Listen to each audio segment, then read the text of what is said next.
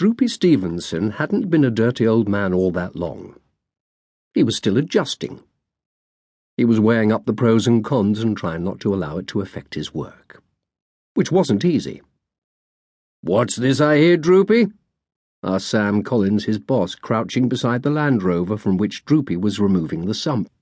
"Man, I'm shocked at you!" And off he went with a laugh, slapping his thigh.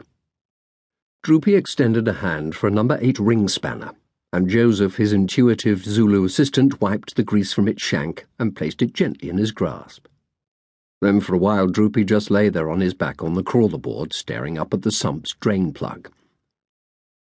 3 days ago he had gone into a little fruit shop on the corner, a few yards down the back street from the 2-bay garage where he worked, and said to the proprietress, "Another scorcher, hey, Mavis?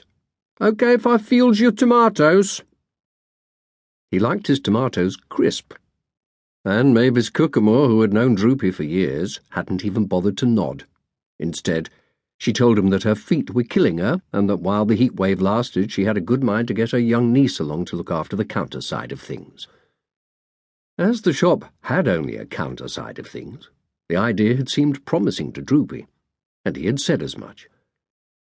He had also asked politely after Mavis's young niece, whom he remembered vaguely as having helped out in the shop during school holidays, and had learned that she was waiting to start a job as a hairstylist.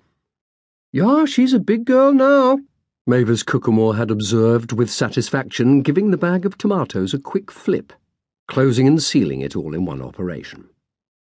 Droopy had tried to repeat this neat trick after enjoying 2 of the tomatoes with his lunchtime sandwiches, and had lost the rest of them down the lubrication pit. "The boss wants number 6, Joseph inquired uneasily, having heard no sounds of activity from beneath the vehicle. No, an 8's about right."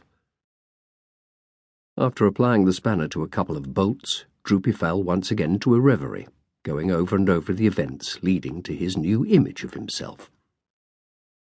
2 days ago, he had gone into a little fruit shop on the corner to be confronted, there was no other word for it, by a pair of amazing bosoms, and a hairstyle like an electric shock.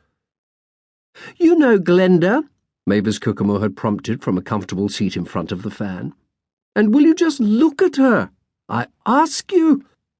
That's this young madam's idea of catching a tan, auntie. She's red all over."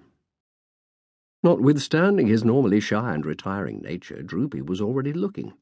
In fact, he was staring fixedly at Glenda.